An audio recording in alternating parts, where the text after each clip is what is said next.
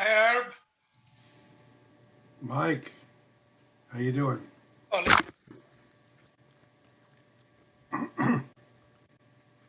Can you hear me okay? yes, I can. Okay. Can you hear me okay? You're a little soft, but you always are. You're, Okay. Is it better now? it's fine. Yeah, I mean, Okay. We just want to make sure the voice reaches the public. yeah. I like your shirt. Thank you. Thank you. In my college days, I had one like that, almost identical to that with strips, and I loved it. Well, if I were you, I'd look carefully in my closet. It may have disappeared.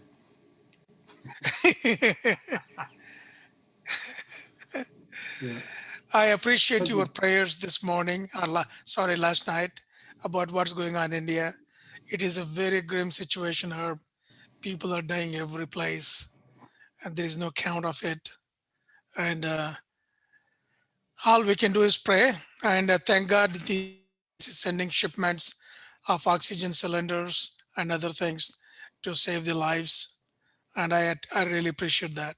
Yeah, well, at least the United States is sending what it can to help. Yeah, Uh, yeah. that's good. And I have my son is sending in behalf of our family 2 cylinders. It's like $700 to get this cylinder, not the cylinder, they call it oxygen concentrators, and send it. And one of the groups that I am in, they're also sending about four. I mean, it's very small, but that's all we can do. But good to see United States is taken. And let's begin the program in just 1 second. And Herb, we are ready to record. Yes, friends, let's observe a 30-second silence for the tragedy that people are meeting all over the world with the COVID. And particularly, it is a very grim situation in India.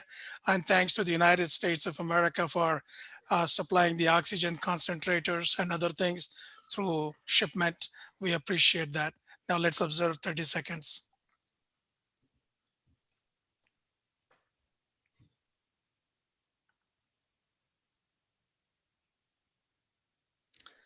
Thank you very much. Friends, to, today's topic is American political polarization and what can we do about it. The eminent speakers are Rahmah Abdulaleem and Dan Spiro. They will examine the causes and effects of our polarized political system and envision the alternatives. I am Mike Ghouse, a trustee of the JIDS organization and also the director of the Center for Pluralism. I'll be moderating this event and request you to follow a few guidelines. Make sure you're muted so the other sounds don't enter the dialogue. We are recording this program and the links will be available at our website, jids.org. Write your questions down and let it be precise and pointed and place it on the chat and we will try to catch from there. Thank you for that. Thank you for joining us today. And let me mention a little bit about our organization, JIDS, that is Jewish Islamic Dialogue Society. It is an organization made of Jews, Muslims, and allies whose purpose is to encourage civil dialogue between faiths, to build peace by building connections, and to enlighten each other about our respective faiths. Jews and Muslims have much in common. Unfortunately, the common ground between the two groups does not stop with the above. Muslims and Jews have also come to experience what it means to live as a minority groups in societies where they're frequently viewed with distrust, fear, or even hatred. This experience has heightened their respective appreciation for the benefits of having their own homeland. Please visit more about JIDS at jids.org. That is JIDS.org. Now, to fulfill our mission, we hold dialogues between different communities. And today's dialogue examines the causes and effects of polarized political system and they will envision some alternatives for us. This dialogue, today's dialogue, provides a thought-provoking. John, how do you turn this? This dialogue provides a thought-provoking springboard for this summer's sessions in which JIDS will present an all-Trump voter panel, that is all-Trump voter panel, and encourage a lively exchange among the panelists and the JIDS community. The Trump voter panel sessions are now cast for Sunday, July 18th at 2 p.m. Thursday. Mike, Yes. we changed it to July 15th. So they both will be on Thursdays. I'm glad to mention. Some of the esteemed speakers are Anna Lipkin, Manga Anantamula, Steve Tannenbaum, Sabah Ahmed, and a few others. We'll announce that as they come. Thank you. Please visit our website, jids.org. Now let me introduce our first speaker. Dan Spiro wears many hats, and this one and many hats.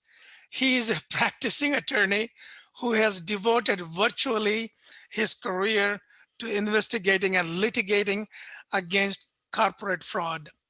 He coordinates the Washington Spinoza Society.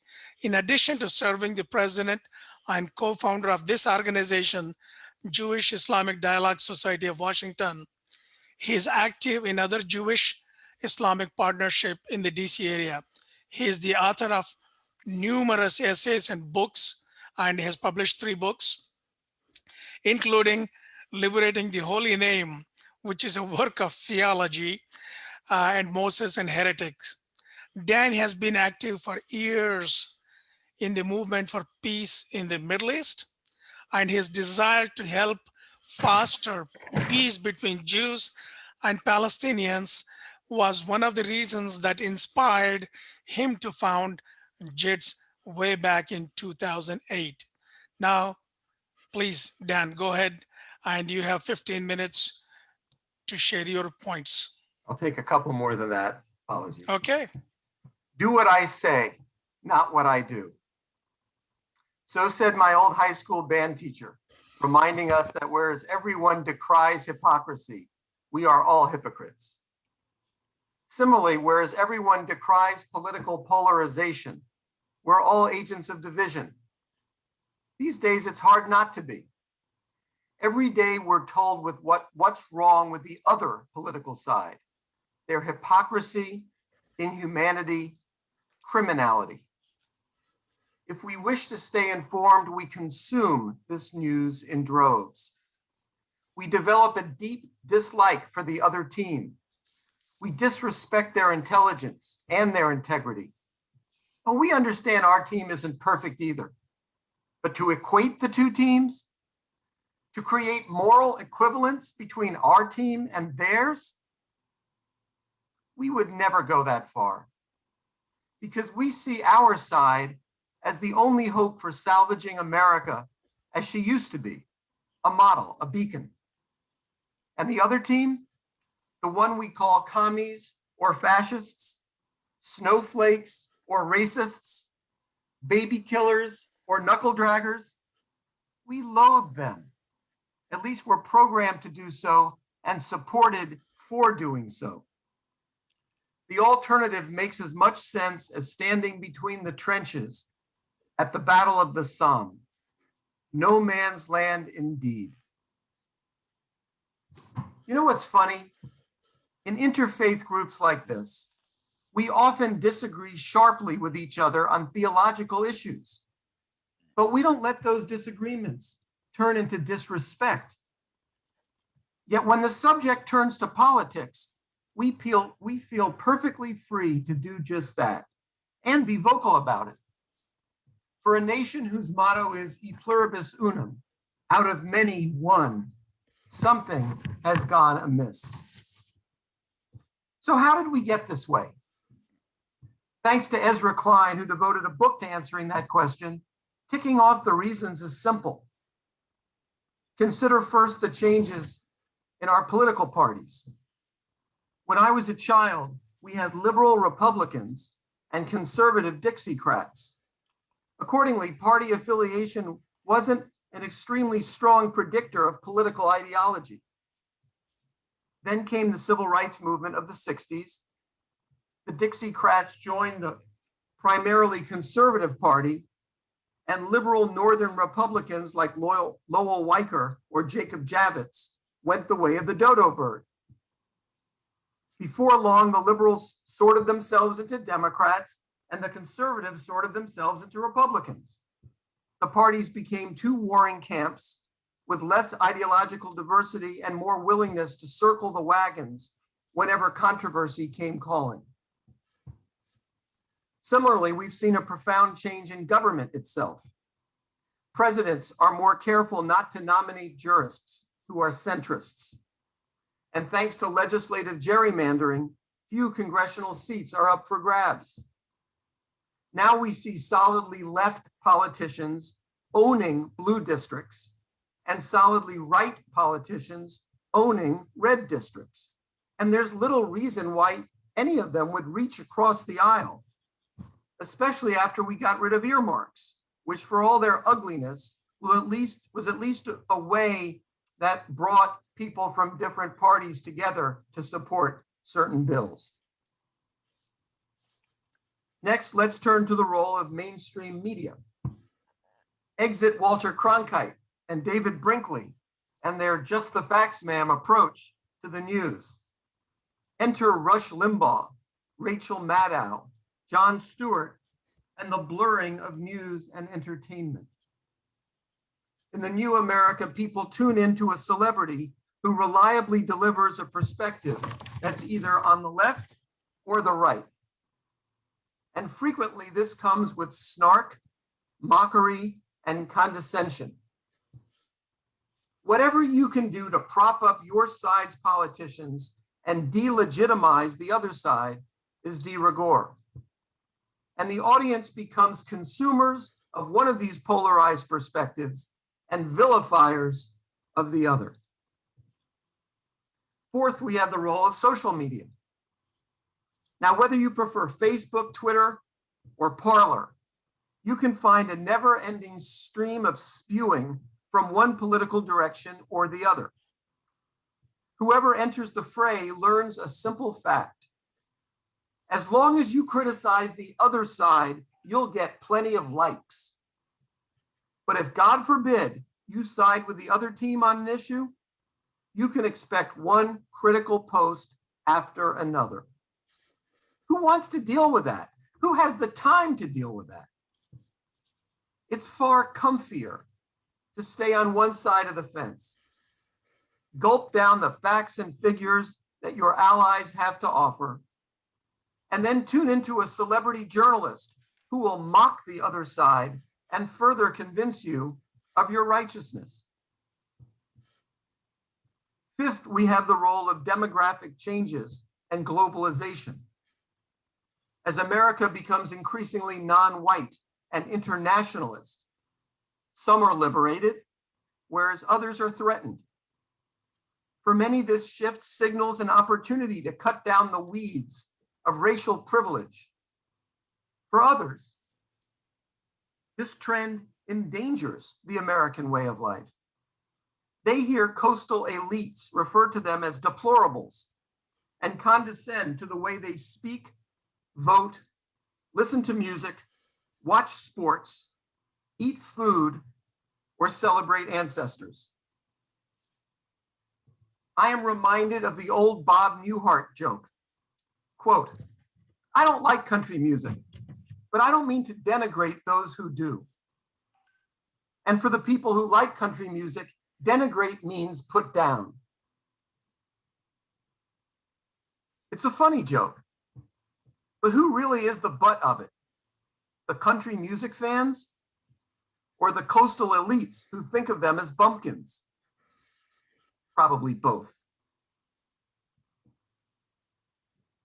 Having discussed the causes of our society's polarization, I hope we can dispense with a lengthy discussion of why it's intolerable. To quote folk singer Greg Greenway, hate is too great a weight to bear. And personally, polarization puts me off because it discourages free thinking and turns most of us into predictable mouthpieces of party lines. Considered from a societal standpoint, polarization prevents us from taking on problems that require all hands on deck. If, for example, we and our allies had been this polarized in 50, 60, or 70 years ago, maybe the Russians would have been the first ones to put a person on the moon. The national highways might not have been built, and Hitler could have won the war. Today, whether you're talking about climate change, COVID, racism, or as my conservative friends would point out, political correctness, we can't fight these scourges together, because what one team determines to be an enemy, the other team must label a hoax. Of course, polarization is intolerable. The question is, what are we going to do about it? Well, let's begin by looking in the mirror. Polarization will end when Americans blame ourselves for it, as much as the so-called wackos across the aisle. In other words, we must recognize the disgust we have for the other and see that as our problem, not just theirs. We must also cultivate friendships with the political other, just as we in the interfaith movement cultivate friendships with the theological other. I cannot ask this question enough. Why is it so easy for us to respect those that we think treat religious myths as historical fact, whereas when people treat political myths as fact, we mock them for it? The next time you want to ridicule a Republican for thinking the election was stolen, imagine yourself, if you're a Muslim, ridiculing a Jew for thinking that God rested on the Sabbath. Or if you're a Jew, imagine ridiculing a Muslim for believing that Muhammad ever went to Jerusalem. We don't even disrespect people for having different views on these issues. So why do we despise them when we disagree about politics? In addition, we can get on social media and show courage. Rather than joining an amen chorus for the 500th time, post something that criticizes your tribe or that humanizes the other. We can't confront polarization as long as we act like fans of a football team. Football fans are as predictable as the rising of the tides. From beginning to the end, we cheer for the same team. That's certainly the way I live. But when it comes to talking on Facebook, you won't know which side I'm on until you read my post. I do that in part because if liberals like me don't show an ability to understand multiple sides of an issue, why should we expect that from conservatives? Precisely. If we don't point out the pettiness and the snark on MSNBC, how do we expect conservatives to get upset when Fox whitewashes Trump's misconduct? Let's leave predictability where it belongs, watching football games. Let's sometimes voice views that aren't popular with our own political tribe, that shocks them. We all have those views. Most of us are simply afraid to voice them. Staying within the media context, we can be choosier when it comes to the news outlets we frequent. Cronkite isn't coming back, but print media is less juvenile than cable TV. And so are certain network newscasts. This is one area where each of us needs to lead by example. turn the TV off, or at least change the channel when you start hearing predictable, petty, one-sided rhetoric. That's why I watch CNN and MSNBC a lot less than I used to. As for situations when sounding off against the other side is irresistible, and they exist, we can still dial down the hatred and the disrespect. I recognize, as well as anybody else, that certain American politicians are flat out intolerable. But at least we can refrain from name calling and insults directed at an entire political party or its members. The idea that the other side is ignorant, for example, is itself ignorant. As Fareed Zakaria has pointed out, studies have shown that, quote, high information voters, those who read widely and follow news carefully, are in fact more guilty of partisan thinking, unquote.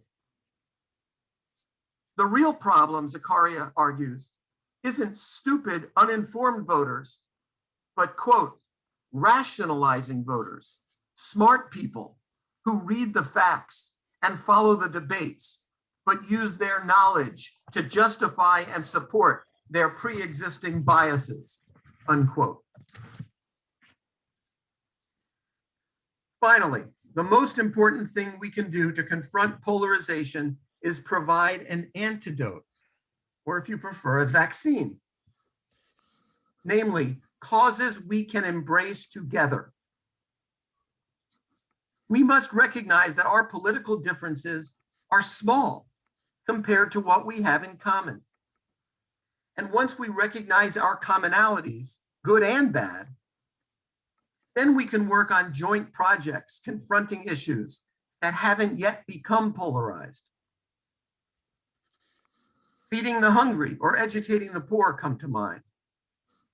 Or maybe for an interfaith group, we can take on together the idea of bringing comparative religion instruction into the public schools. But I'd like to offer a more thought-provoking supplement, one that should remind us of how much our values have in common as soon as we stop listening to the hate mongers and others who would divide us.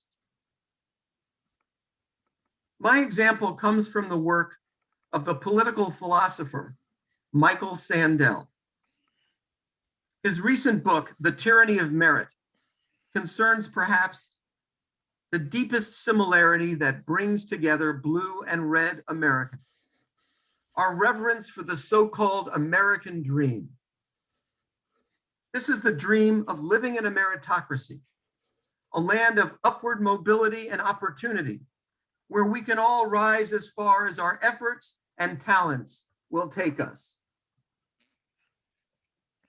Every American today needs to confront the American dream, consider its centrality to American culture, embrace what's good about it, but also fight what's decadent about it. We can do this together because when we unpack the American dream, we will likely find both the same appeals and the same horrors. Red and blue alike, we love the American dream, largely because we're individualists.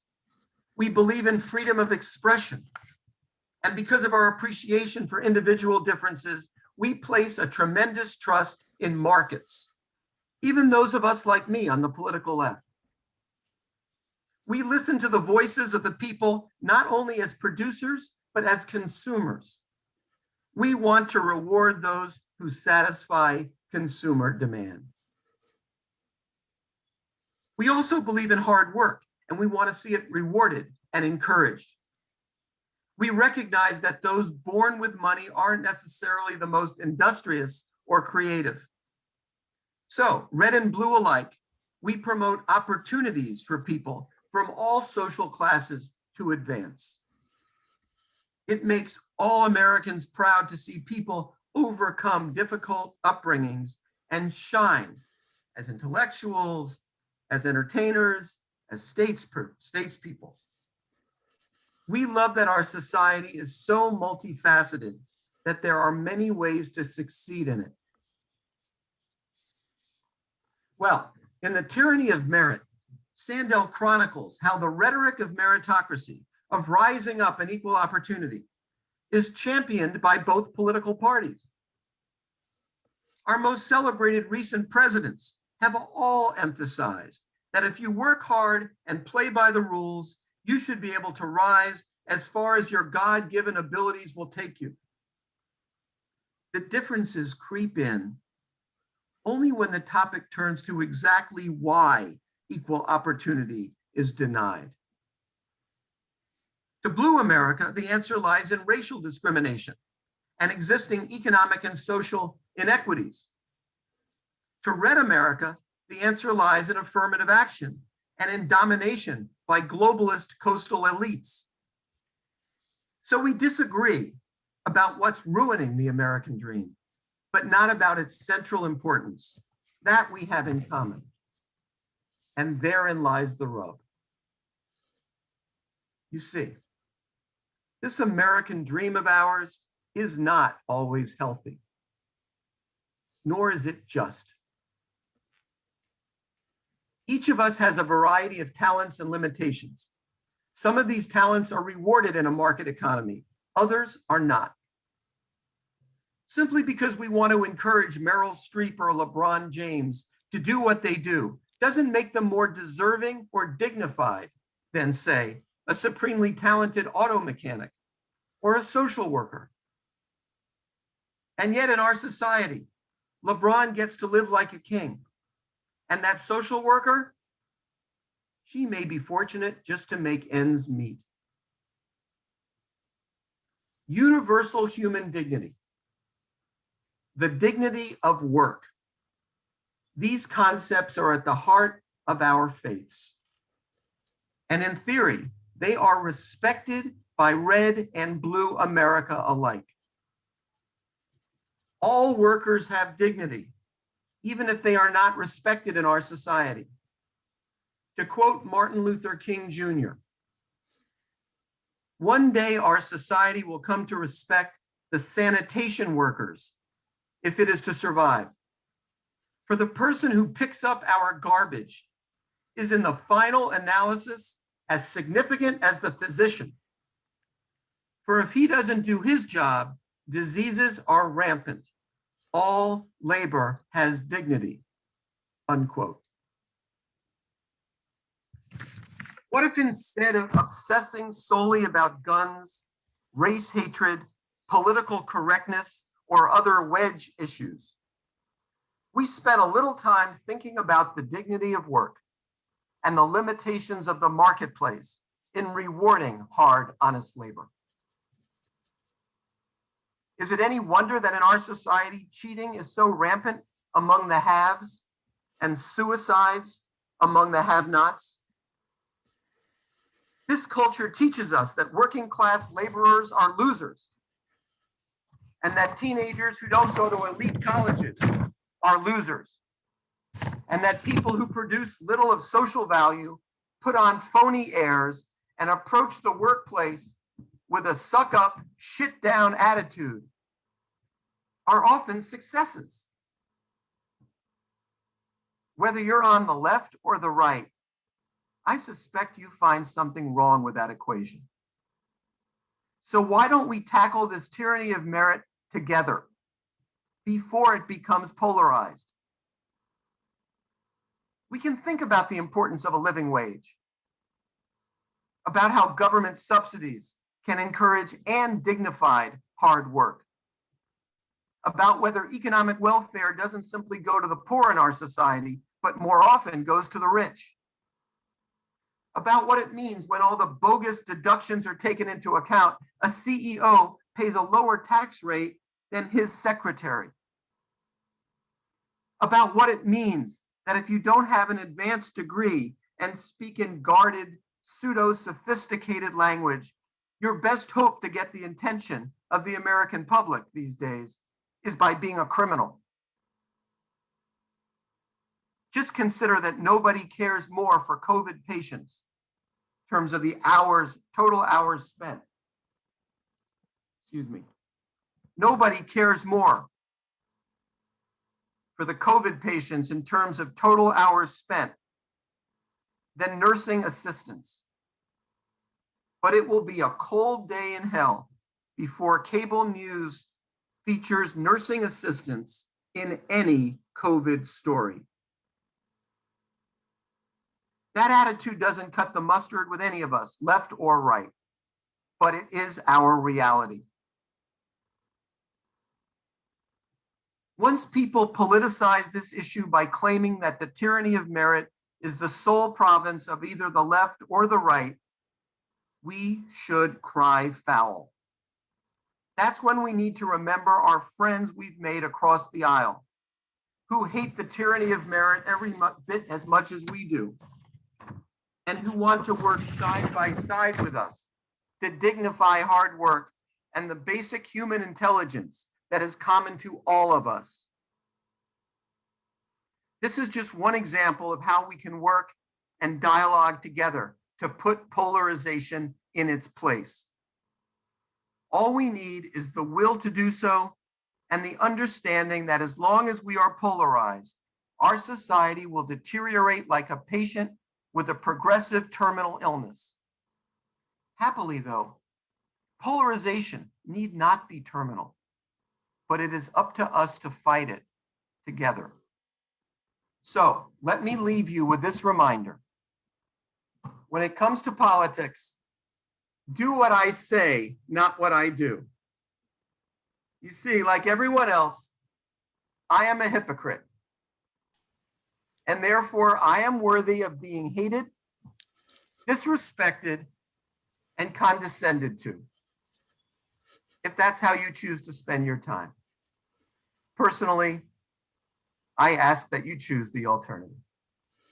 And thank you for that time today. Well, thank you very much, Dan. We appreciate it. It was a good summary about polarization in politics. And I hope you can put that in writing or send the notes so we can put it on the website, because you made some super good points. One of the points I'd like to add to what you have already done. I attend both the CPAC and Democratic meetings. And by the way, Dan, I watch both Fox and CNN and MSNBC to see how they spin the news and try to get facts out of that. And when I attend the CPAC meeting, it's a 3-day convention. What you hear is speaker after speaker condemning and demonizing the Democrats.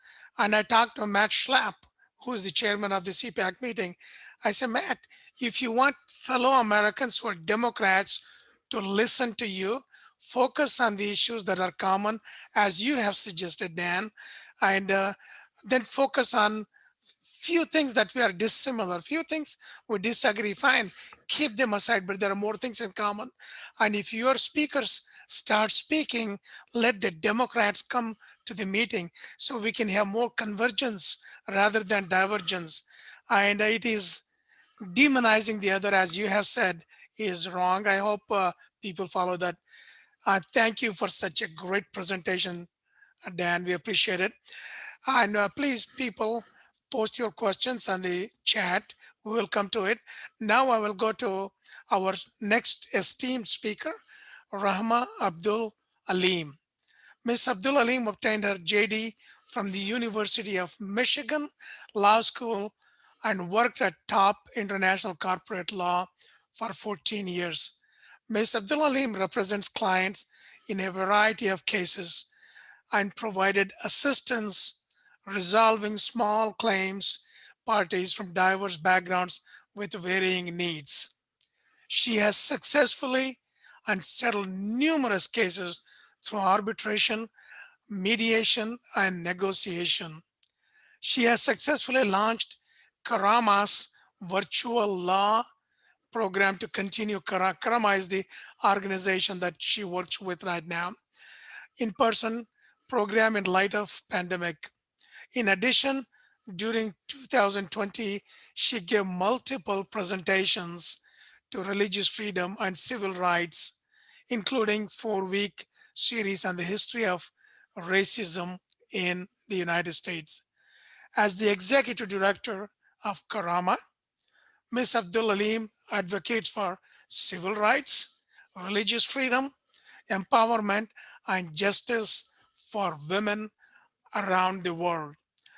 Ms. Rahmah Abdulaleem, the floor is yours.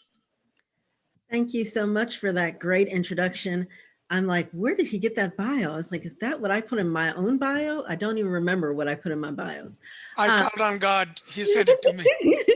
I will tell Dan that I come from a family that are huge football fans, and I am a Philadelphia Eagles fan. My beloved paternal grandmother is a Dallas Cowboys fan, and Hey, me too. and half of my family are Giants fans, but we're still a family. We still have to get along at Thanksgiving. We still have to get along at every other event together. So we can be as like, oh my gosh, the Eagles suck, the Cowboys suck, and we can be so mean to each other during the football games. But afterwards, we have to go back to being family.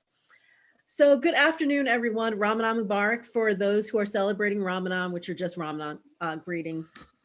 I don't think when you guys chose this date that you really chose it for the reason I'm going to say you chose it. But for Muslims who are celebrating Ramadan, we just completed, most of us have, just completed the second 10 days of Ramadan. And those 10 days are the 10 days of forgiveness. And what I think is really important is that the notion of forgiveness is what we really need to come to as a country right now, because we are so in our parallel universe that we think that we're at like, oh my gosh, they must not live in the same America I live in. Like, what parallel universe are they in? Because we can't forgive each other. We are stuck in our positions and say, I'm right, you are wrong, we can't move on. And I think most of us have at some point in our life been in a relationship with someone who you're having a bad dispute and then they say, oh, I apologize. And sometimes I'm one of those people say, well, do you really mean that you're sorry? And they're like, no, but I know you want to hear that I apologize. And that's the problem. You don't want to forgive someone when they don't even acknowledge that there's something wrong. And I think for so many of us, we are at that point where we're like, they don't realize that, there's anything, the problem. So why should I forgive them? So when I sat down to write out my thoughts and brainstorm, my mind was swimming and I was like, oh my gosh, where should I start? Dan was nice enough to give me a couple of books and I was like, oh my gosh, it's still just even more things. I'm swimming. And I was like, I'm at this fork in the road and I'm like, where can we start? So let me start with who I am. I am a second generation African-American Muslim woman. That is very important because some people look at me and they're like, oh, you're a Muslim. So what country is your family from? And I'm like, American. No, where did your grandparents come from? And it depends on the day, because I can tell you that sometimes I do get mean. And I say, well, my family came over on the slave ships. Does that tell you what I am? And then people are like, oh, okay. But it is something that comes up so often because so many people are like, Muslims should be in this one little aspect of America. All Muslims should be immigrants. And if they're all immigrants, they all think the same way. And that has really caused a lot of problems in the Muslim community and in the United States in general, is that we start generalizing about a group of people and say, that's what all of them must have. They must all think the same way on every topic because they share some religious identity. And that's just not true. My parents converted to Islam through the Nation of Islam in the late 60s, early 70s. They converted to what you might consider mainstream Sunni Islam before I was born. So oftentimes I hear people say, well, you pronounce your name wrong. I pronounce my name the way my parents pronounced my name for me. So traditional Arabic speakers, well, in Arabic, it said like this, congratulations. My African-American Muslim parents pronounced it this way. And that's the way I'm going to pronounce it. And that's something that we want to tell people everything. And I think that has come up with the political polarization, is that we're so busy educating the other. You don't know any better. Let me tell you how to pronounce your name. You don't know any better. Let me tell you how you're supposed to think about this political issue. You don't know any better. So you know what? Let me help you out. And in that condescending tone, we really ostracize the other side. Because after a point, when we're young and we're learning things, my niece is 7. If you try to tell her something, she might listen because she's 7 and still trying to learn, or she might be like, I can do it myself. That's where we as adults are right now, polarization. I can do it myself. My point is right. You're an idiot. You're wrong. You don't know anything. And that really, really makes it hard to actually look at the other person as human. Look at the other person as someone that you can have a dialogue with, because you don't think that they're worthy of a dialogue. And when you don't think of someone as worthy as a dialogue, then of course you're going to treat them as if, I don't really want to deal with them. I mean, think about, Dan hit on so many great points, but one of the things he talked about were these essential workers during the pandemic. Think about how we never really thought of them as essential until the pandemic. These were people that if we said hello, it'd be amazing. But the people at the supermarket, we never thought about them as essential. The bus drivers, the nurse assistants, these were essential. Why is it essential? We never thought about them as someone who, okay, they have a life, they have something that's happening in their life that is important. And we're so wrapped up into our individualism that we're like, oh, okay, essential. And what essential turned into is people who still had to leave their house when all the rest of us were on lockdown. Essential became, okay, you still need to go to work no matter what, because we need to be able to go and get groceries. So now you're essential. Even though they're not paid essentially, I'm the proud daughter of 2 public school teachers. I can tell you that as important as we say education is, we don't teach them, and we don't pay them. We don't pay them as if they are important. We can't, that's what we're going to have a problem now. And if our country doesn't change, we're going to have a severe problem in the next few years when all of these teachers in their 50s, 60s, and 70s retire, because we have made it so unattractive. We don't make it attractive to college students saying, don't you want to be a teacher? Don't you want to teach the next generation? Don't you want to help? We don't teach that. And so there is going to be a huge vacuum in the next few years if we don't really start really focusing on others as human beings. Everyone cannot be doctors and lawyers. And I joke with some of my Indo-Pak friends, because I know that the ones that became lawyers were ones whose parents were like, you can't become a doctor? Well, I can't become a lawyer. And I'm like, guys, but even becoming a lawyer isn't for everyone. My father teaches at a vocational high school. And he's like, these people are not going to college, but they all have something. They have the idea that they can be welders. I'm like, you want to be a welder?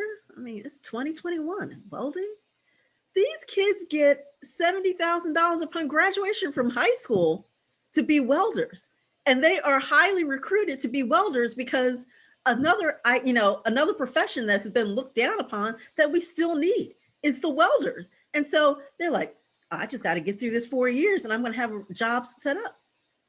But we have gotten to the point where we're like, well, you can't go to college. You can't even go to community college. Really? And that's part of the problem, is that part of the American dream is like, oh, if you work hard enough, you can get there. And my problem with that has always been, we always tell people we all have the same 24 hours. That's not true. You can believe that if you want to. That makes you feel better. But I know the 24 hours that I have as a single African-American Muslim woman, that I can eat when I want to, go to sleep when I want to, get into my car and drive wherever I want to, and have food in my refrigerator, is different from a low-income woman in the middle of America who has 4 children that need to eat, who has to keep up the housework along with a full-time job. She doesn't have the same 24 hours I have. She spends more time doing things that I never even think about. I'm like, wait a second, you have to have a dialogue with yourself on what you're going to give your kids for dinner. You can't just go to the refrigerator and be like, oh, what am I eating today?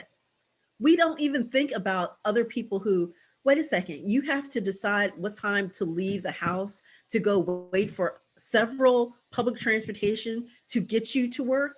You can't just go in your garage and back out and get there in 30 minutes because it's a direct route. And then instead, you have to spend an hour and a half, 2 hours commuting after you drop your kids at school, or waiting for your kids to get picked up at the school bus stop. We have to stop thinking that, oh, everybody starts at the same starting line. And I think for so often we're like, oh, everybody starts at the same starting line. So we can do what we can all make it. And that's the whole meritocracy argument, is that we can all make it if we work hard enough. And I will tell you that all of my grandparents are not Muslim. My parents converted, but my 3 grandparents who, predeceased me were not Muslim. My grandmother, who's still alive, is not Muslim. But what they all had in common was they grew up in the United States in a time where African Americans were treated as second-class citizens. Both of my grandfathers served in World War II. I only knew that because at the funeral, we got flags. They never talked about it because of the way they were treated when they got back home. For them, America was not a great place. It was, if I come back with my uniform, I could feasibly get killed if people think I'm being too uppity. And it's something that I always tell people is that, we act like everything in the US has been equal for so long. And I'm like, the civil rights movement was only 50 years ago, people. It was not as long ago as you would like to think. We like to be like, can y'all just get over it? I mean, everybody's equal now. No, because, for most of us, we have some connection, whether or not we were born at that time or our parents were born at that time, who recognize a time when we were treated a certain way based on the color of our skin. And that is something that America has to really address and keep on addressing. If they don't address it, pretending like it's over with now, we're all equal. I think that what a lot of things that have happened have really showed people like, you're not as equal as you think you are. My maternal grandfather grew up in North Carolina, and I went to Duke University for undergrad. And I can remember when he was helping me move into campus, he was crying. And I was like, Grandpa, what's wrong? Why are you crying? You guys have retired down to North Carolina. You're only an hour away. You can see me whenever you want to. And he said, Rahmah, when I was your age, I couldn't even step foot on Duke's campus. And the fact that I'm moving my granddaughter into the dorm is amazing. And I was like, oh, is that why, at 18, you don't realize anything's important. I was like, is that why this whole 30th anniversary thing is important? He's like, yeah, because African Americans have only been allowed at Duke for the last 30 years. I'm like, 30 years? That doesn't seem like that long ago. And he's like, correct. It isn't that long ago. And I'm like, wow. And we constantly don't think about how things have changed so quickly. And in things changing quickly, we really have not had a chance to process what has changed. Rahmah, that was a great points you made. Now, can you segue into political polarization? Yes. So what I'm getting into polarization is that the important thing about political polarization is that we have so many hurt feelings, is that we have hurt feelings on both sides. We really think that we're right, they're wrong. It's black and white. I hope many of you had a chance this morning to look at usatoday.com. They had a whole article about Joe Manchin, who is the Democratic senator from West Virginia. And he is what I would call a unicorn, a Democratic senator in a Republican state. And I was like, at first I thought, did he just pass away? Why do you have all these articles about him out of the blue? I was like, wait a second, I didn't see anything saying he had passed away. And what he was talking about was really polarization. And I thought, this is perfect timing. So if you get a chance, it was the top story in USA Today this morning about Joe Manchin and what he has done as a Democratic senator in a Republican state. And it really talks about the fact that when he first became a Democrat in the early 80s and first was elected, West Virginia was a Democratic state. And now, less than 40 years later, it's a Republican state, and he's the only Democrat who, is representing West Virginia. But what happens is that we're so polarized that, for example, I don't know if anyone saw last week, someone from the House of Representatives says, if you don't support DC statehood, you're a racist. As DC has more residents than Vermont and Wyoming, and you don't want more representation in the Senate, obviously, because that's why you're anti-DC statehood. And really, is racism the only reason why someone could be against DC statehood? And is it actually helping your cause by painting the other side as racist as their justification that you're racist? Because that puts you, when you hear something, you're racist, you're sexist, you're anti-Semitic. Does that make you feel good? Does that put the other side be like, okay, let's talk, let's have a dialogue? No, you have insulted me and I'm not going to talk to you anymore. Liz Cheney last week with the State of the Union, when she did a fist bump with President Biden, a hello at this point, because you can't hug people.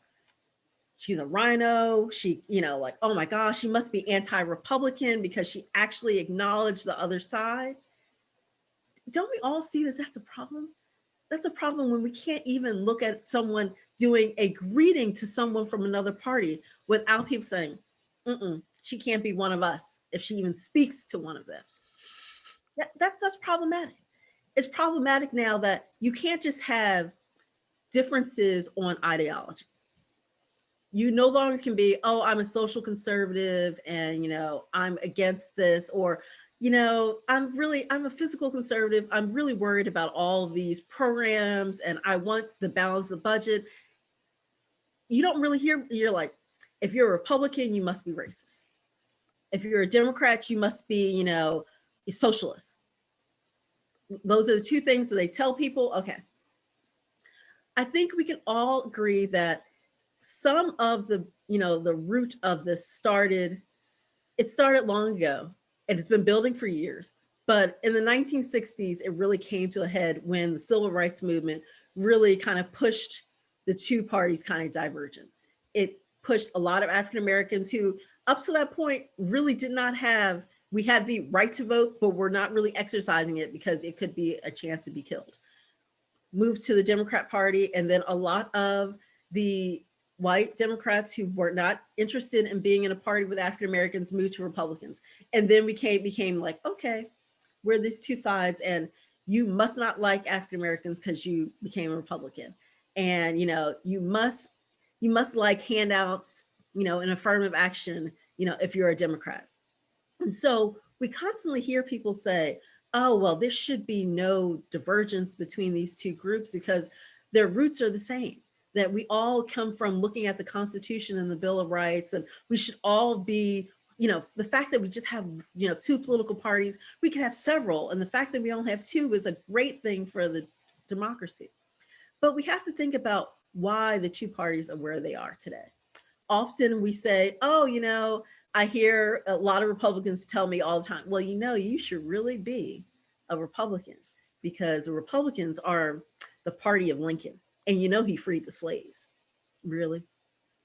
There was a time that I'm sure some of my ancestors would have rolled in their graves if they realized that their descendants were going to be Democrats. Because there was a time when Democrats were known as the people in the KKK who were killing African Americans left and right. And we really don't think that the current Republican Party is really based on something that Strom Thurmond started. And it's really the party of Strom Thurmond, but we want to pretend like, oh, it's a party of Lincoln. No, it just has the same name. But even if it's the party of Strom Thurmond could be, as not progressive as we want him to be, but he did have a mixed race daughter. So he could, at some point, like, really? You don't think your daughter is less than? But we really need to really think about examples of bipartisanship that could really make it so that people don't think of each other as enemies. And that is what has kept us where we are, is that we think of each other as enemies.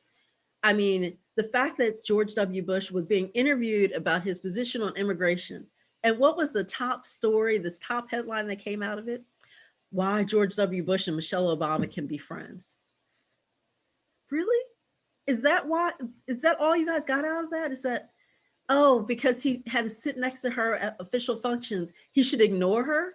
The fact that they can be friends, like, can they really be friends at different political parties? He's white and she's black. Can they still be friends? And not think about what they had in common. And that's what really happens, is that we get to the point where everything is a dispute. I mean, before March 2020, if you would have told somebody, oh, we're going to have to wear face masks, you would have thought, are we talking about someplace over in Asia because they like to wear face masks? We're not going to wear face masks here, right? Oh, we have to wear face masks? I don't really like that idea. But would it have gotten to the point where if you wore a face mask, you must be anti-American and Democrat? And if you did not wear a face mask, you were anti-science and had to be a Republican? Could you not have the, I can't breathe with this on. I really don't like it. I part of what when I talk to people, I read lips. And so I can't read lips with the face mask on. But we have to remember that the polarization that we are currently living in 2021 comes after 8 years of President Obama, 4 years of President Trump. And it has been building and building, and it has reached a crescendo. We have to think that 74 million people voted for President Trump in the last election. It was not a small group. Yes, more people voted for President Biden, but that still means that America is almost 50-50 split on almost every issue, because there were not that many issues that President Trump and President Biden projected during the election season as being in common. But we really have to get to the point where we stop dehumanizing others. We have to start looking at each other as fellow humans. Karamah, the organization I work for, it gets its name dignity from a verse in the Quran. And we have given dignity to the children of Adam. We did not say we gave dignity to the men, or we gave dignity to the American men, or we gave dignity to the American women, or gave dignity just to women. We have to really think that we gave, the verse that we go to is dignity to all the children of Adam.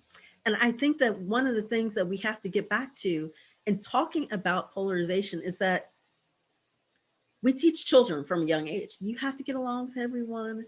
You have to be nice to your friends. I mean, my niece is at school now where I'm like, are all these kids really your friends? Oh, we talk about, yes, your classmates are your friends. As adults, we never think about that polarization. We're like, what political party are you in? And we really talk about the political party based on, okay, well, you're an African-American, a Muslim woman who grew up on the East Coast. You must be a Democrat. Oh, you're a white Southern Baptist who grew up in Florida in the Panhandle, not in Miami. So you must be a Republican. And you guys should have nothing in common. And so don't even speak to each other because you won't like each other. I described myself and one of my best friends from my years at the firm. And when I was at the law firm for 14 years, it was a struggle. And I was constantly like, oh gosh, can I make it here? And having a best friend who was a Republican, she was very conservative. She went to a law school in DC area that has become much, undergrad in the DC area that has become much more liberal for her taste, that she doesn't even donate back to her school anymore. But we had things in common, like the struggle to survive at this law firm. And I think that what Dan said was so profound is that we have to find areas of commonality that we can build on. And building on things that you have in common will keep us from focusing on things we have apart. The fact that political parties can be based solely on how do you feel about climate change? How do you feel about abortion? And those two issues can be the two things that make you vote for one party or another. How do you feel about immigration? Those are huge topics that need so much talk, but if we don't talk to each other, we never understand the other side. George W. Bush was not my favorite president, but what he said about immigration was profound. He was like, why are we talking about them as if they're all criminals and they're coming to take over? What we learned from the census last week is that United States population is not going in the right direction. And we are going to need some immigration to keep us up and really be able to pay for the baby boomers and Generation X as we start to retire. We're going to need the younger people to pay for that. We're not talking about that. Instead, we become a caricature. CNN, MSNBC, Fox News, and they really spend a lot of time convincing you that not only are you right, because it's one thing to just tell somebody they're right. We tell kids all the time, you're beautiful, you're smart, you can do it, you can learn, how to read, you can learn your multiplication tables. We boost children up. That's what we always do. We're like, oh, you can do it, you can do it.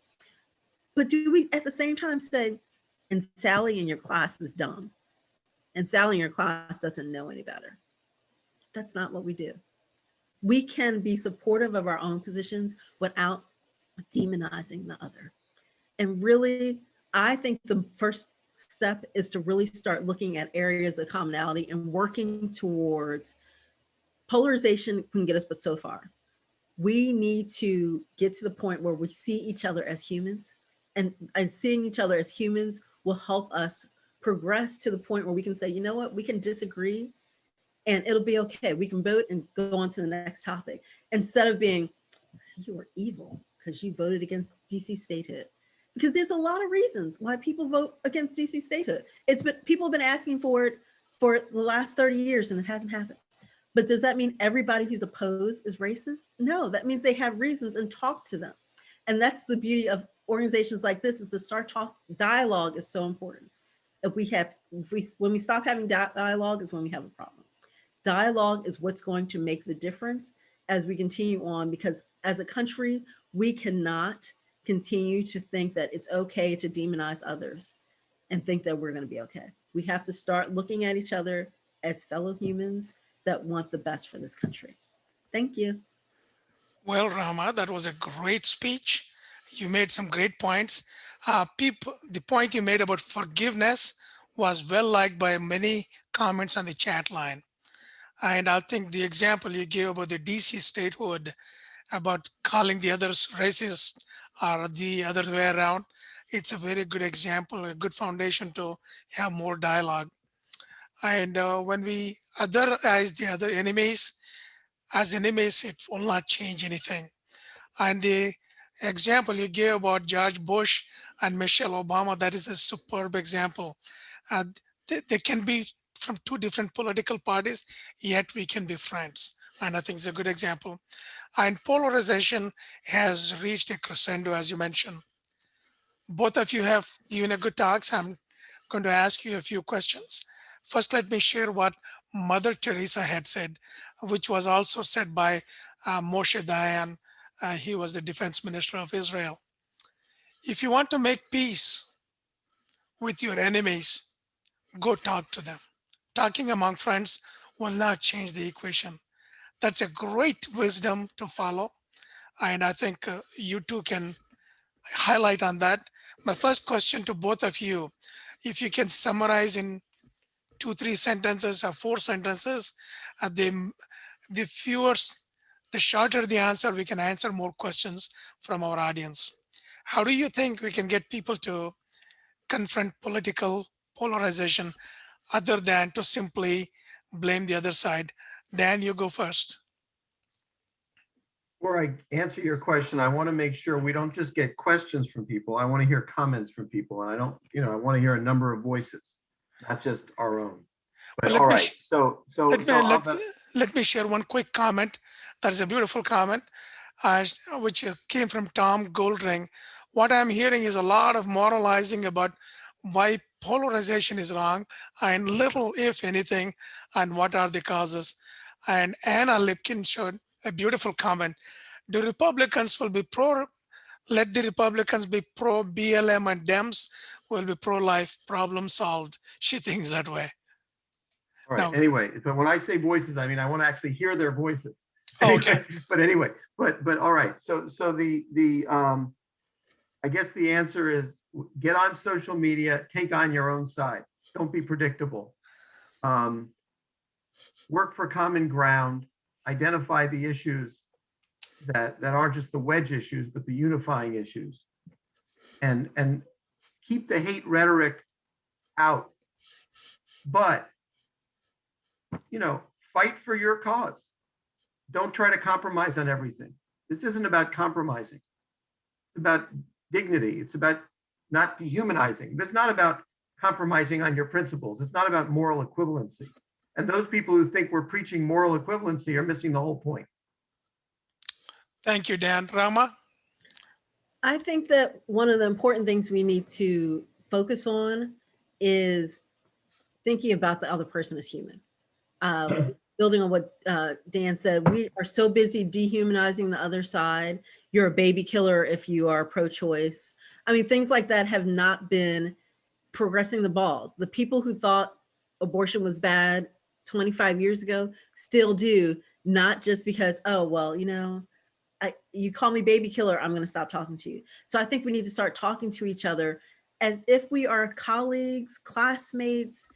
You don't need to be friends, but you need to at least respect the other person on the other side of the aisle, to respect their thoughts, to hear what they have to say and actually talk to them about, okay, why do you have that position? And do you understand why I have my position? And where can we find common ground on the issues? Thank you, Rahmah. Charles Stevens, you can unmute yourselves and share your comment,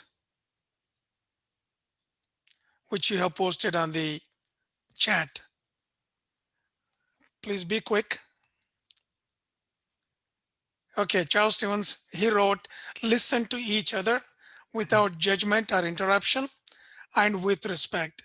And the line is open for anyone to ask any question related to political polarization. Please unmute yourselves and we will have 2 or 3 questions before I ask another question. Please go ahead. Any question from anyone? I see Herb has his hand up. Herb, please go ahead. I don't have a question. I've got a couple of comments.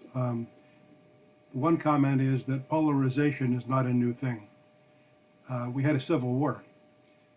We came very close in World War II to supporting the Nazis.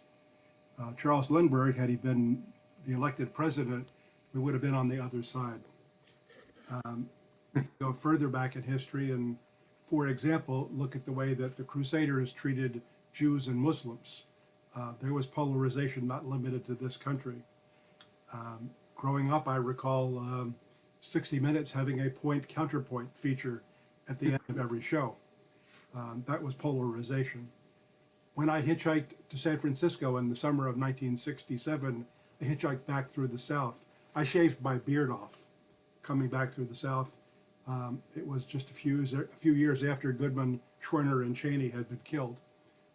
That was polarization. So we cannot think that this is a brand new phenomenon. But there may be another way that we can approach its solution, and that is to recognize that each of our faiths, Judaism and Islam, have wonderful things to say about all, have wonderful things to say about our being part of a one that is beyond our individual reckoning. And if we act as if we know the view of that one, and that the other, however we define that other, has no idea of what that view is, then we are only displaying our ignorance. Thank you, Herb. Appreciate that. Our faiths. Imaduddin has got a question. He has raised his hand. Imaduddin, please go ahead. Okay, am I unmuted? You are. All right. Yeah, salam alaikum, peace, shalom alaikum, and Ramadan Mubarak. I wanted to point out that the suggestion someone made that we should take on the people on our own respective sides. That's in this current state of polarization, which is much, much worse than just simple disagreement. That doesn't work. I'm thinking of Glenn Garvin. Glenn Garvin is a bona fide liberal, progressive, who tried to get his own side to be reasonable. And they have smeared him. They've now called him a raving conservative and all kinds of things that are just, don't make any sense. And I've seen similar things on the other side too. So I think that there's an underlying spiritual issue that needs to be addressed about showing respect for people. That has nothing to do with which views we side with, which our positions on issues. There's a disagreement. There's a difference. Distinction between disagreeing and polarization that we're talking about now. It's the key is somehow getting people to be willing to agree to disagree. And I think that's what we're missing. Thank you, Dr. Imaduddin. Can I speak to that? Sure, Dan. Yes, we may be being a little glib in talking about these solutions, and when people actually try to do the right thing, they can be bashed in the face. And no one's suggesting this is easy, but we can all try.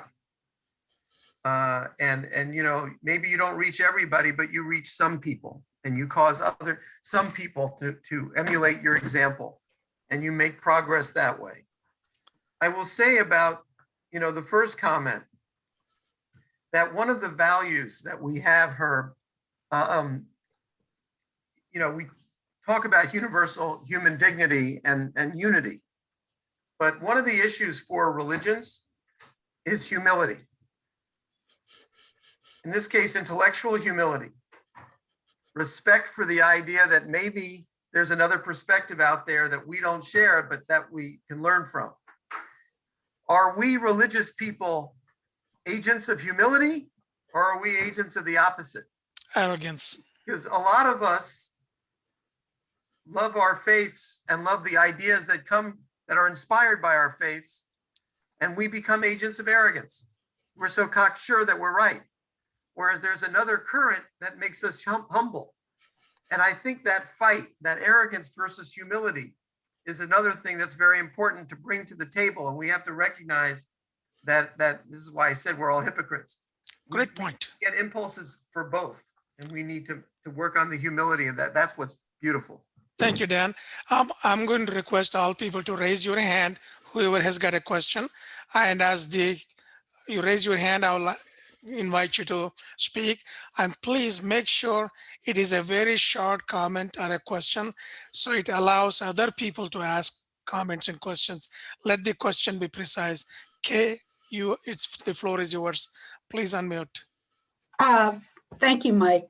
So my question is, in terms of trying to look at solutions or ways out of our political polarization, my question would be, what do the speakers think about trying to promote different ways of voting that get away from this two-party system? So ranked choice voting, for example, or other ways of voting that would motivate candidates to have a broader appeal than to just a very narrow base. Good point. Good question. Dan or Rahmah, either one of you can go. I took the last one. Rahmah, you want to take this one? Maybe I'll add something. I do like different ways of voting, but I'm also very hesitant because of the way our system is currently set up. It is whoever has the most money can, like, as long as our system is really based on the amount of money you can raise. I mean, think of Georgia as an example. The fact Georgia has you need 50% plus to actually win. And that runoff that they had was because the top vote getter in the election in November only got 34 and everybody else like 32, 33. And so it was the top two. But it's, to me, until our system pushes away from being motivated by how much money you can raise, because it's the better fundraisers that get to be, the more, on media they can, they're all over social media, all over television, all over print ads. Until we get away from a sense of the more money, you have to have a lot of money to win, we won't really get a robust and different politicians. Right now, we rarely get people who are different. We rarely get people who are like, AOC, as much as the fact that she was a waitress is amazing, that she could be a waitress and run for the House of Representatives, because we have gotten to the point where you have to raise $100,000. You have to raise $200,000. You have to raise $500,000. You have to raise tens of millions of dollars to, be elected president. That's a problem. And we really need to start talking about what are other ways that people can run without it being so focused on money. Kay had a question about ranking voting. Yeah, let me just say that I generally support these efforts. And precisely for the reason I think that was implicit in Kay's question. But the problem is, let's say you don't have an effort like that in your state. It's just hard to know how to even begin to change the status quo, because if it's two people that go against each other, one from each party. I mean, another example would be, what about third parties? It's like, if you put your effort into that, which I think in theory would be great, you could be undermining your candidate. So that I mean, I kind of feel a little hamstrung about this, that for the most part, because we see counterexamples implemented in certain states, for the most part, we're kind of stuck with what we have. And I'm looking at how we can improve the situation given the structure. But I would agree that, you know, one of the manifestations in what's wrong with what we have is that we have such a limited system with, you know, two parties, they each stake their ground in the middle, everybody gets vilified on the other side, and then you have a winner. And it's troublesome. It's troublesome that you have, you know, your blue districts and your red districts and no one's listening. Thank you, Dan. Now we have Ira Weiss, his hand. Ira, keep it very short and precise, please. Okay, so this is really a discussion. I'm trying to have, I asked Abdulrahim the question by mistake instead of asking it publicly. So I'm imagining it's 1850. Half the country thinks slavery is legitimate. Half the country thinks slavery is not legitimate. The half that thinks it's legitimate are mostly Democrats. The half that thinks it's not are mostly Republicans. Most of the ones who think it's not legitimate live in the North. The ones who think it's legitimate live in the South. And I happen to be living in the North, and I think slavery is wrong. Would the country be better off if people like me try to engage the other side in respectful dialogue and honored their opinion as different from mine and engaged in respectful dialogue? Or would we be better off if I considered the other side to be proponents of an ideology that needed to be defeated, and therefore this are an enemy and requires me to fight them, not to engage in dialogue with people who want to perpetuate slavery? Which is the right way to go and why? Rahmah, you want to take first? Well, I actually already answered it because I will say that I practice law in Georgia, and I will say that at least in the Atlanta area, the Civil War is still referred to as the War of Northern Aggression. To this day, they still talk about it as if it was the way of the North trying to push them back to really overcome their economy. They don't think it was about slavery at all. Right. And maybe the war wasn't. Maybe the war wasn't, but I wasn't asking about the war. Yeah. This is before the war. Yeah. There's no war. It's 1850. Should I fight the other side with everything, or should I engage them in dialogue? See, I still think that you have to engage them, because when you go to war, there's always, at least two sides, and you are battling for your life. You're not battling to see who wins. You're battling for your life. And it is the utmost of good versus evil, right versus wrong. And so there's really no kind of in between that you can get to, like, oh, these 3 states can keep slavery. And it was really like, yes, no. And so I really think that more dialogue on why they felt the need to have slavery, and really talking about, okay, we already outlawed bringing in additional slaves, and so now you're just producing more slaves down there. I think dialogue would have gotten them a little further than maybe earlier than all out war. Thank So you. Friends, you're listening. Can I add to that? Can I just finish a comment? Friends, Yeah. You're listening to American Political Polarization and What Can We Do About It? We have 2 speakers, Rahmah Abdulaleem and Dan Spiro. The program is presented by JIDS, that is Jewish Islamic Dialogue Society, and you can see the logo behind Ira Weiss background. Thank you very much for listening. Now, Dan, please go ahead. So I think Rahmah and I both share a basic belief in dialogue. And implicit in that is the idea, Ira, that there will be some people that you will reach. You may not reach everyone or most people. You may not reach anyone immediately, but there will be some people who you will reach with dialogue. You'll learn more, they'll learn more. It will civilize the discussion. But I think another point that we both believe in, I mean, we're both attorneys, is you do have to fight for your principles. And an example that comes in my area, where I often am involved in negotiations. Let's say there's a case that should settle for $50 million, and you're trying to get more. If you start with 70 and they're at 10, does that mean you're supposed to compromise and finally agree at 40? No, you'll just lose every negotiation. You have to know who you're dealing with, and you have to fight. And you have to fight to get a just result. And I don't think either of us are saying that we should give up the fight and that, we should settle at 40. It's not implied. It's certainly not said explicitly. And there seems to be this view among some that if you talk to people, that you're inevitably going to roll over more than they are. And it doesn't follow. I mean, was Gandhi just a wimp who just like gave in to everybody? No, he didn't. No, but nor was he like spewing bile and snark. It's like we just need to pick our role models and recognize that, you can walk and chew gum. You can be a fighter. I mean, it's ironic that the two of us calling for polarization are practicing attorneys. I mean, anti-polarization are practicing attorneys, where there are a lot of people here who are not practicing attorneys. Like, why are you guys giving in? I mean, maybe it's like when you talk to soldiers who recognize the problem with war.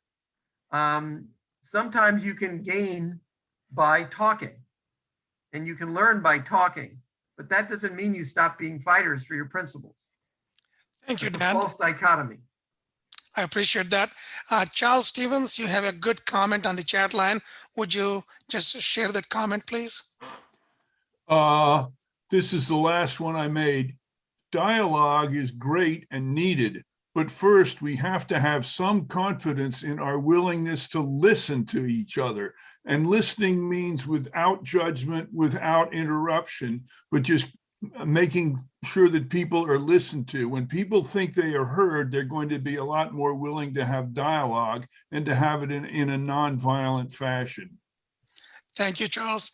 Now we have a question from Daniela Bloom. Daniela, can you? Yes. Yes. Hi, everyone. I am so sorry that I was not able to be with you at the beginning of the call. I had another obligation, but I love listening to all your comments. My background is as a psychotherapist, and what I'm seeing very similarly with why relationships are falling apart today is the same reason why our country is falling apart. There's gaslighting, there's if only you would change, empowered victimhood. And what I'm seeing consistently is that when you have a polarized narrative on both sides, the voice of the moderate, the level-headed individual gets lost. And I'm trying to be a part of that solution in my own way. I've created a show called America's Voices that actually gives me so much hope, because every week we bring together Americans from across the political spectrum, different races, backgrounds, religions, and we have a conversation again. And I am meeting the most amazing people who are tired of seeing what they're seeing in their media outlets, and they know that it's not one-dimensional. It's going underneath the headlines to really connect to what is the human universal truths that we all share. And we're not alone. There are so many people who are fed up, who want to connect. And if any of you want to be on my show, you are welcome. I'm happy to put more information if I'm allowed to, but really I'm not here about the show. I'm here supporting what you're doing, and we need more of this across the country. Do you have a question for both of the speakers?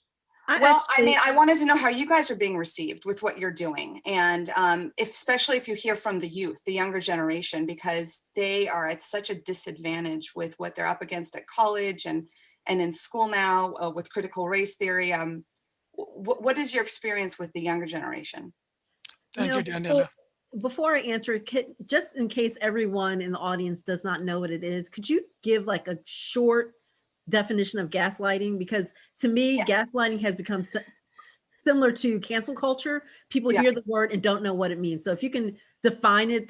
Okay. Yeah, there's so many ways to define it. Gaslighting comes from a reference of a movie that was made, I think in the 1950s, where a husband kept turning down a gas light, and the wife kept going, "Is it darker in here?" And the husband would be like, "No, you're imagining it." And he'd keep turning it down lower and lower and lower until she literally just decided that she was the one going crazy. And in fact, she did go crazy, but it was in fact the husband turning the light lower and telling her that she's crazy. So we're seeing a lot of that play out where we're seeing something in front of our eyes happening, but being told it's not really happening. And so you're questioning your own experiences of things. And because we see how things are manipulated, they are edited, they are soundbited in a certain way, certain narratives, certain stories are covered, why certain things are not. It makes you think, wait, am I going crazy? Am I not supposed to believe what I'm seeing or seeing on the ground or hearing what I'm told because these experts and these so-and-so are saying it's really this, but not that? That, in a sense, is what gaslighting is today in our politics. Thank you, Daniela. Rahmah, back to you. So I will say that in answering your question about the youth, I think that both Muslims and Jews are pushing against this, is that we have so many youth that are like, you know what, nothing is solving the problem. So I'm going to, reject faith altogether because I don't think it's useful. And so what we really need to get to are youth really seeing the benefit of faith as a way to transform the world. And so I'm a Girl Scout troop leader of 6th, 7th, and 8th grade girls. And I constantly tell them, I'm like, your faith gives you the foundation to go out and change the world. And I think that we have to focus on the youth because in ways, the polarization of people of a certain age is not going to change. But it is the ideas of youth coming in saying, that's not the way it is. And think about what things have changed over our lifetime based on the changes in just how we look at things as a society. If you would have told me 20 years ago that, same-sex marriage would have been, okay, I would have been like, absolutely not. What are you talking about? But as as we change, we're like, oh, okay. And it's really the youth pushing it, saying it's okay. It's okay to be different. It's okay to be biracial. It's okay to be, a lesbian. It's okay to be gay. It is really our youth really pushing the change. And I think that as long as we have youth that are kind of involved, and the more youth that become involved, the more they vote, the more they become very active, I think the better. You're watching the program about political polarization with the JIDS organization, that is Jewish Islamic Dialogue Society. Thank you. Dan, your turn. So Daniela, I first of all, a glib response is that I don't think of the youth as a monolith. We always say that Muslims are not a monolith, Jews are not a monolith. I would say the American youth is not a monolith. But Rahmah's taking this in a direction of faith, and that is really reminding me of something profound. We're living in a world where we are constantly told that, if you will, traditionalist or fundamentalist, whatever word you want to use, and we see all the press uses the word ultra-Orthodox when they talk about Jewish people who died this week. Ultra-Orthodox, they don't realize what a condescending term that is. But whatever word you want to use for people who are traditionalist to the nth degree or close, that is being associated with religion. And so many other people, particularly among the youth, are being turned off by that and therefore turned off to religion. So you have these two sides, the traditionalist religious people, and then the people who are turned off to religion, the so-called nuns, the fastest growing worldview, right? And though I don't consider myself a political moderate, I'm definitely on the left politically. When it comes to religion, I'm definitely a believer in progressive faith. I'm definitely not a traditionalist to the nth degree, but nor am I a nun. And it seems like in America, the youth have an incredible opportunity to put progressive faith on the map to stay for our species, where people can no longer say, if you're not completely traditional, you're not religious. Where some of my friends will say, if you're not, for example, Orthodox, in 150 years, your family will all be non-Jewish. And I'm sure the same thing exists on the Muslim side. Thank you, or the Dan. Christian side. And I think this is a great opportunity for the youth in our country if they will seize it, a sort of raison d'etre almost, to see how important it is to be an American young person who can create these choices where it's not A or Z. There are other choices as well. Thank you, Dan. Larry Merchant has a question. Larry, go ahead, please. Unmute and say it. Larry Merchant. He's got a good question about trust issue. He says America has trust issues. What can we do about it? Either one of you, Dan and Rahmah. Yeah, but America's always had trust issues. This is not new. I mean, going back to, Herb's very first point, historically we've had trust issues. And so we just have to keep on building on each other as fellow humans, and that we have more of the same. I often remember people saying, well, how are we different? Is it a genetic thing? And, scientists will tell you that humans have almost exact same DNA. There's like some small percentage that's different. And we focus on the small percentage that's different instead of the huge percentage that's the same. And so I think that's what we have to do with dialogue, is focus on the huge part that we have in common instead of the differences that take up most of the time. It's like 1% of the differences take up 98% of the conversation instead of being 1% of the conversation and talking about the things we have in common. Thank you. Dan, about trust issue. First of all, I would say trust is almost a synonym to polarization. I won't say it's a symptom of the disease. It's just almost another way of saying it. In other words, when you have polarization, you will have a lack of trust. When it goes away, trust will come back, and it's almost a chicken and the egg issue. They're just bound tight together. On the issue of talking about common ground and talking about differences, I mean, what we've been doing in JIDS over the, whatever it is, 12 plus years, is we like to focus on the commonalities and we like to focus on the differences. Because when we focus on the commonalities and form a community, we can actually embrace the differences. I mean, we can learn from the differences. We can change and be a little bit more like the other because of the differences. The problem with our society is that the differences have become flashpoints and they become objects of hatred because, or causes of hatred, because we're not a community.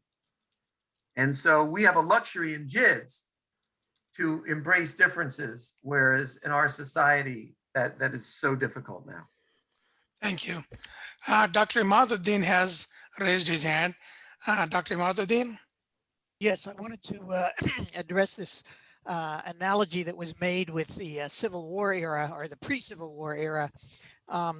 There are obviously cases where our differences are so profound that we do have to fight about them.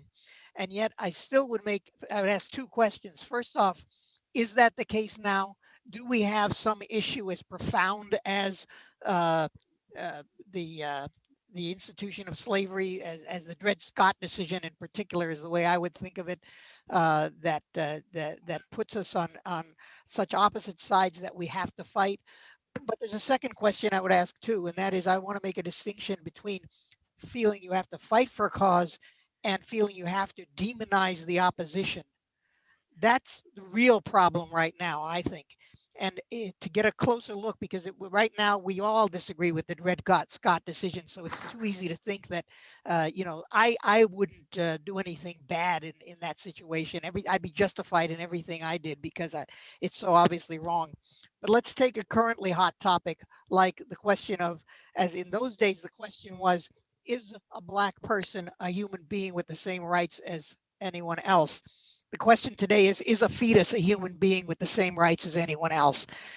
Some people say yes, and some people say no. And maybe if you're on one side, you will never persuade anyone on the other side. Does that make the person on the other side a demon? That's the question we have to address. To someone who says the fetus is a person and therefore I will defend their lives, or to someone like myself who says that the fetus is a part of the body of the woman, at least for for part of the time, and therefore the choice should be left up to the woman, or even a person. To be more precise, in my view, is that this is such a difficult question that it should be left to the parent of the fetus, who has the most cause to, to feel sympathetic to the fetus, more so than the state. Are any of these people demons? I don't think so, even though I do not minimize the issue. Thank you, Dr. Imaduddin. You are watching a program about political polarization by JIDS, that is Jewish Islamic Dialogue Society. Dan? So yeah, I think what makes this easy for me to consider that situation is that I'm kind of deep down a real hater of meat, right? I'm not only a 28-year vegan, but I'm kind of a militant vegan, right? But what does that mean? I'm supposed to hate 97% of my species, or look down on 97%? I mean, that's a pretty lonely world. You know, who could live like that? Now, there may be a few that do, but I don't live in one of those subcultures. So I'm kind of forced to, you know, embrace the other, if you will, even though I can't disagree with you stronger about that issue. And I think that, you know, that it's sort of, it's a good grounding, because obviously on the abortion question, of course, you know, decent human beings can have different views on that. I would like to hope that we all can see that, even those of us who are passionate on the issue, and I've certainly gone to marches on it. So, I mean, that's a great example of how it's just important that we have respect, but we can still fight for causes. I do want to address one thing in the chat. My friend Tom Goldring is I think correctly sort of raised the issue. Why is ultra-Orthodox an inherently condescending term? Isn't it a factual term? I think that I would say literally it may be a factual term, but I think that when people see the word ultra from a rhetorical standpoint in the context of the news, whether it's ultra nationalist or ultra, you know, it is associated with negativity. You know, it's like it's a basic association that I'm not a psychologist. I know we have one here, but I think most people have with the word ultra. So the word Haredim, which is not an inaccurate term in America, well, we don't have associations with that word other than that's who these people are. But when we see the word ultra Orthodox, you immediately, and again, I'm not ultra Orthodox or Haredim, but I'm just pointing out the bias in the terms and the positive or negative associations in the terms. And when you're referring to people, particularly when there have been so many who have died in an instance, you know, just think a little bit before using a term like that. It's just so insensitive. Thank you, Dan. I think Imaduddin's question is still alive. That is, it is a most polarizing issue about the fetus. Rahmah, you want to address? It is a good example of polarization. Polarization is also a good example of us using religion as a justification for which side is right and which side is wrong. Yep. Because if you think about it, at a time in our history, we had, you know, Christians saying that it's okay to discriminate against African Americans because, you know, we had to bring them into Christianity. We had to save them from Africa.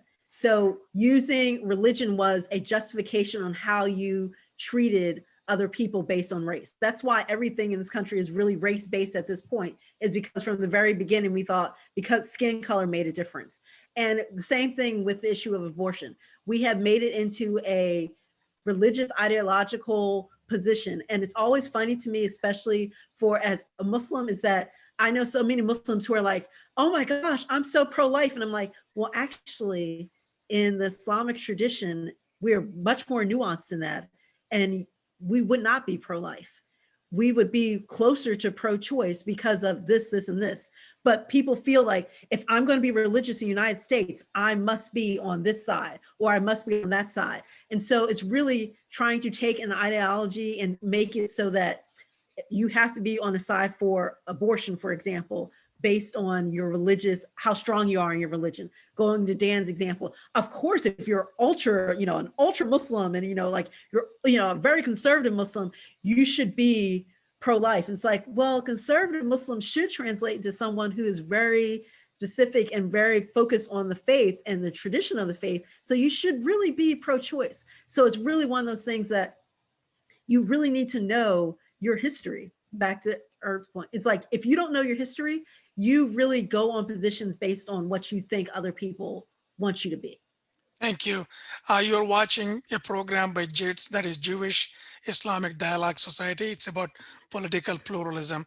I have a question, and if anybody has a question, please raise your hand. But let me ask this question to both our panelists. Can we identify any famous figure who sits across the proverbial aisle from our own political party and who sees us as a bridge builder? In other words, as a part of the solution rather than the problem? What do they do to this effectively? All right, I'm gonna give you what could be considered a cop-out answer. And if Rahmah wants to use George Bush because she used it in original talk, that's fine. Yeah. The reason why it's a cop-out answer is it's sort of making both sides' points here. John McCain, circa 2000, the Maverick, it was hard to know where he was going to stand on an issue. He was such a free-thinking guy. I don't know if he was more popular among Democrats or Republicans. He was a person of his convictions. We know that. But he would be a great example. And then we have the John McCain of 2008, who gave us Sarah Palin and tilted right in that direction. And then we have the John McCain again, who put his thumb down. And what he has done is illustrate the idea of how hard it is, as some have pointed out, to be a fighter for your convictions in a two-party system that has become polarized. At the end of the day, I have loving feelings for him, right? At the end of the day. Of course, he saved healthcare for a whole lot of people. But I also haven't forgotten what happened in the middle period, right? And I was a virulent opponent of the Iraq War, and Lord knows he didn't oppose that war. So we definitely have disagreements, but I do think of him as a person who was courageous and willing to take sides on different sides of the aisle, if you will. Yes. But when you think about the story of John McCain, you recognize just you see how hard it is to be that kind of person throughout your career. And this is why I say, don't hate everybody just because they're a hypocrite once or twice. Yes. Give people a break. Steve Samil wrote a comment which is very powerful. Mitt Romney is a good example of political courage to support the ideas of others despite what they say among his party. Rahmah? And that's funny because I would have mentioned Mitt Romney just because it's amazing that if you had told me back in 2012 that Mitt Romney was going to be somehow a moderate Republican, I'd be like, no way. He is going to be so crazy but you could see that the fact that he's from the other side, we both pick people who Republicans don't really totally like anymore. I mean, just yesterday, Mitt Romney by 60 votes out of 1,500, just barely got through being censored by the Utah Republican Party. And so it's like, of course you guys like them now because they're doing stuff that would be more like what you think is proper. But I do like the fact that sometimes he makes a stand that's unpopular with the leadership in his party. And he'll say, I'm going to do this because I think it's right. And sometimes you do need people who are like that. Because even though I disagree on DC statehood, the fact that Joe Manchin says, I disagree because I think it needs to be a, amendment to the Constitution. He doesn't say they shouldn't get it. It's like, well, here is why I think this shouldn't go. And so we really need to think about people having alternative ideas and listening. I think someone actually mentioned that earlier. It's like, we don't listen anymore. We hear the first part, but we don't hear the explanation. As soon as we hear the first part that disagrees with us, we're done. We like stop listening to them. And that has made it really difficult for us to get anything done. We have to start listening to each other. Thank you. Can I build on that just a little bit? Please do. We're going to have an all Trump voter panel coming up on July 15th and August 19th. And maybe that question can be put to them. I'm not saying there aren't Trump voters on this call now, there are, but maybe that would be the time to put it to them. But I think Rahmah's made a very important point about Joe Manchin. It's real easy for folks like me who are not at the center or the right of the Democratic Party to look at Joe Manchin as a jerk and to get real frustrated with what he's doing on the filibuster and blah, blah, blah, blah, blah. You know, why can't we have, 50 Bernies? Well, okay, I would love 50 Bernies, but does that mean I should hate Joe Manchin? No. I mean, no. Does that mean that Joe Manchin is an unprincipled, despicable, person?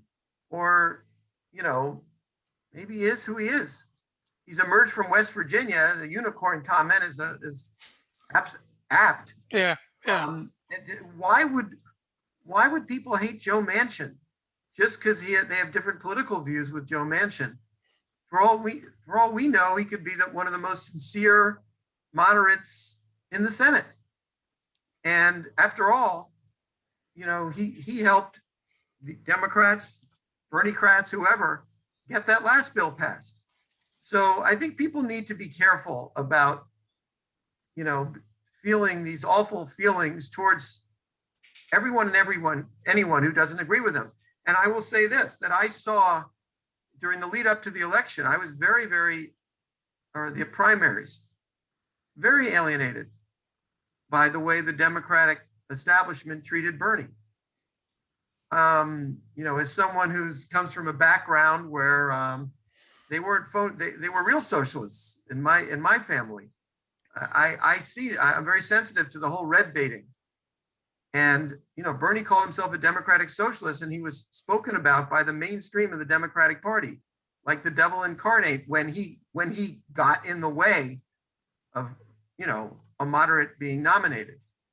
And so this is happening. This vilification happens on both sides. And we just need to be careful about the rhetoric. It's just so dangerous. Yes, we got about 9 minutes left, and just want to make a comment. Kay Halperin mentioned about Liz Cheney, and also I think Daniela mentioned about Tulsi Gabbard. Tulsi, that is the only Democrat we have mentioned. Everyone we are talking about is Republican, reaching out and standing up. At the end, in about 5 minutes time, I will ask both of you to conclude, give a summary statement.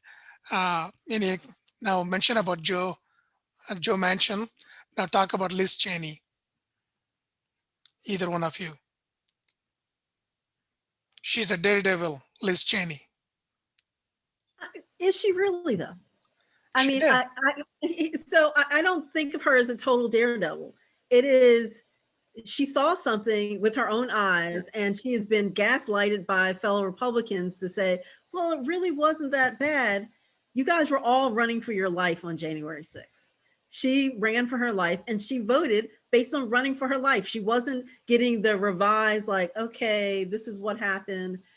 I really didn't see what I saw on television. So I think that she really just voted with her conviction. I don't really think she was that big of a rebel. She did stand up against what everybody thought, that, oh, you're the number 3 or 4 in the House, whatever number she is in the Republican leadership. I think they were surprised by somebody so high, making their own choice. But the one thing about the Republican Party is that they elected the most Republican women ever this past year. And so people don't want to think of it as differences, but Republican women, other than Marjorie, we'll put her over to the side, think slightly different than Republican men. So I think that really the Republican Party as a group has to really identify what is important to them and move on as a group. It's the same way Democrats have to. It's that as a group, you have to say, these are what we have in common with the moderates, and we have to progress, instead of being on the opposite ends of the spectrum saying, I'm not getting along with that person. That person's evil. Who else is there from the Democratic Party other than Tulsi Gabbard and Joe Manchin? Who else is there on the Democratic Party? Well, can I just say, I mean, unless you really know somebody very well in terms of a politician, it's hard to really, think of them as heroes. And some of these, it's easy to vilify a politician. Sometimes they deserve it. Sometimes they're obviously so bad in terms of hypocrisy that you kind of have to, you can't like them, some of them. But I'm a little reluctant to hero worship politicians unless I know them really, really well. I will say that I've seen examples of courageous decisions and some that look like real public servants. I'll go that far. But, I was talking earlier about nursing assistants. I think there would be a substantial percentage of nursing assistants and grocery store employees, as Rahmah pointed out, that would also be like that. And we don't hero worship them. I actually think hero worshiping politicians is more of a problem than the solution. So if we can stay away from both that and the vilification and concentrate on issues and dialogue and getting along with one another, then we're probably best off. Friends, we got about 5 minutes left, and we're going to make a concluding summary from both these speakers. And you're tuned into JIDS, the program by JIDS, that is Jewish Islamic Dialogue Society. The website is jids.org. Please summarize in 2 minutes each about political polarization. What can we do? I will start since I started before. I want to, first of all, thank you all for participating today and reminding you, this is not the end. This is the beginning of these 3 sessions. The next 2 sessions will have Trump voters as panelists only, because this is the JIDS of Washington, right? And most of the people here are liberals. And it's important that we hear from Trump voters, but there will be an opportunity to participate. I will write up my talk and figure out a way to get it to people. But I just want to say right now, the most important thing you can do is spread the word about those next 2 sessions. Let's figure out a way to open our minds and our hearts to the other. And again, the most important point I have is none of you would have the guts to walk up to a member of a theological opponent and tell them their theology stinks and that they're not fact-based and that they're making up stuff. You feel like an idiot if you talk that way. So then why do you have the guts to talk that way to people about politics? What gives you the chutzpah to think that with respect to politics, someone's evil if they believe a fact that's actually a myth? Whereas if they believe it in a theological context, that's cool. You're just open-minded for having those views. So I want you to focus on that dichotomy. The goal is not that we should start cussing each other out for our theology. It's that we should respect one another in the rank and file at least. Thank you, Dan. It's very powerful. Okay. Now, Rahmah, you got 2 minutes. And I'm not going to take that long. I will say that we need to listen to each other.